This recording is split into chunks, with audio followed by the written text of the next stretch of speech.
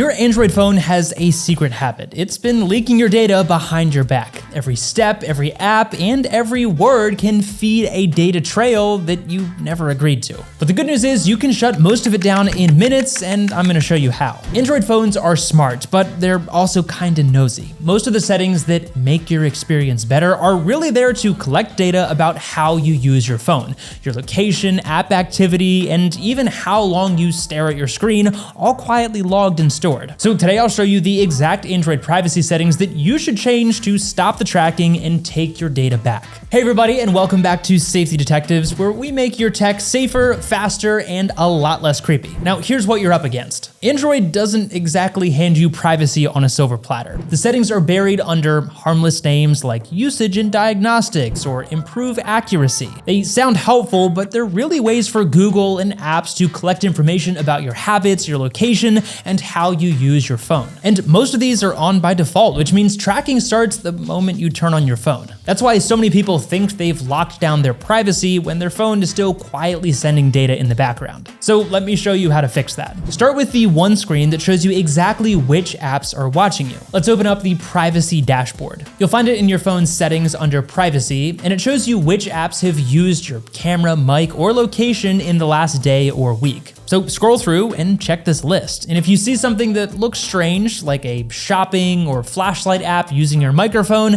then that's not exactly normal. Tap the app and change its access to ask every time or just don't allow it. You can also reveal system processes to see what's running quietly in the background. If something looks unfamiliar, then just restrict it until you know exactly what it does. Also, if you want to take this a step further, check out our video that helps you spot hidden app permissions most people miss. Okay, next up, let's lock down your location tracking. This is one of the biggest privacy drains on Android specifically. Most apps don't need your exact permission, but they take it anyway. Open your phone settings, scroll to location, and check which apps are using it. Turn it off for anything that doesn't really need it. If an app does need your location, like Maps for example, or a ride-sharing service, then set it to allow only while using the app. Then turn off precise location. That way, apps get a general area instead of your exact coordinates. Finally, find Wi-Fi scanning and Bluetooth scanning in the same menu and switch both of those off. They keep tracking nearby networks even when the location is off. Once you change these, your phone stops pinging your location in the background and you get a lot more privacy without losing functionality.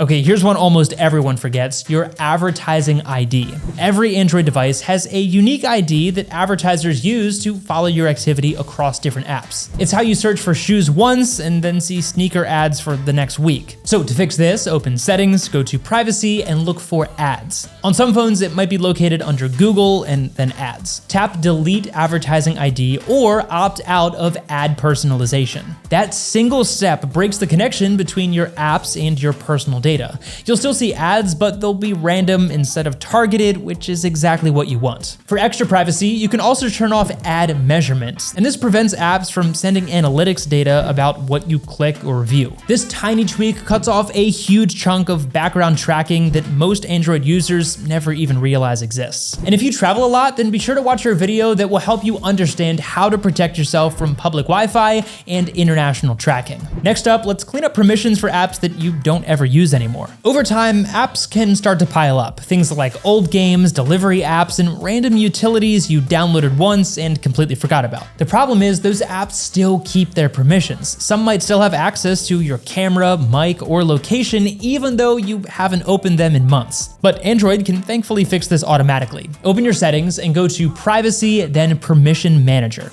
Scroll until you find Auto Reset Permissions and make sure it's turned on.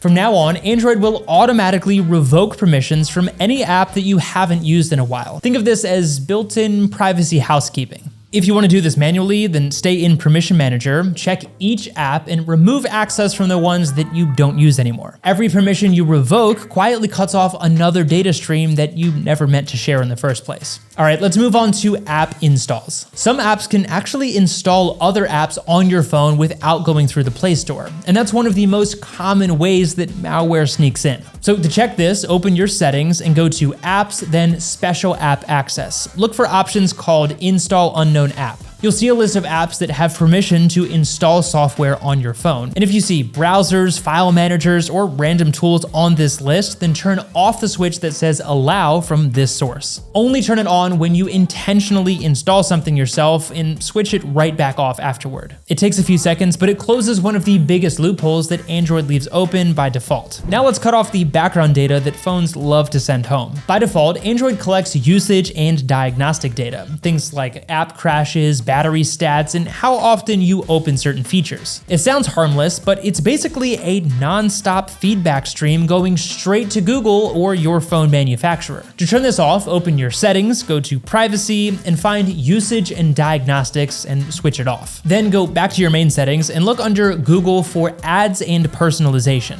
And turn that off too, as it stops Google from using your activity to personalize your ads. If you're using a Samsung, Xiaomi, or other brand, check their privacy and security sections as well. They usually have similar analytics or data sharing options, so make sure those are off as well. These small toggles don't affect how your phone works, they just stop it from constantly reporting what you do behind the scenes. So if you want full protection from this kind of malware, then check out our review where we tested which antivirus apps actually catch threats before they reach your phone. All right, next, let's protect your activity at the network level. When you visit a website, your phone sends a request through something called DNS, kind of like asking for directions. By default, your internet provider can see every one of those DNS requests. So to fix that, open Settings, then go to Network and Internet and find Private DNS. Select the option to set a custom provider and type in one of these. 1.1.1.1 for faster encrypted browsing, that's Cloudflare.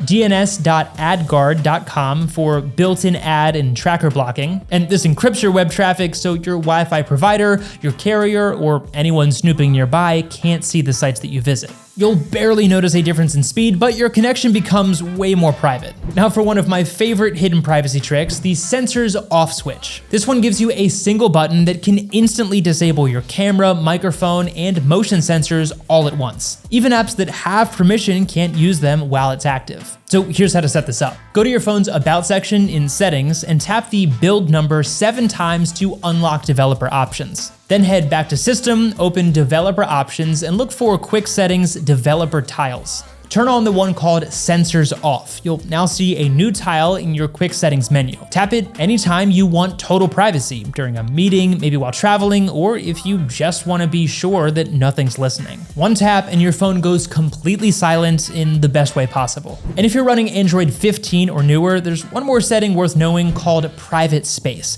It creates a separate locked section on your phone, which is perfect for sensitive apps like banking, work files, or secure messaging. Here's how to set it up. Go to Settings, open Security and Privacy, and tap Private Space. Follow the prompts to set a new PIN or fingerprint, then move the apps that you want to keep hidden inside of it. Once you're done, those apps will disappear from your app drawer, recent apps, and even your notifications. It's basically like a second phone inside of your phone. Invisible until you unlock it. This is a great option if you share a device or just want certain apps to be completely off the radar. And if you want to take it one step further, check out our next video where we introduce the best free VPNs for Android. Even with all of these settings adjusted that we just covered, a VPN is what truly keeps your data safe. Okay, time to do a quick recap before we wrap up.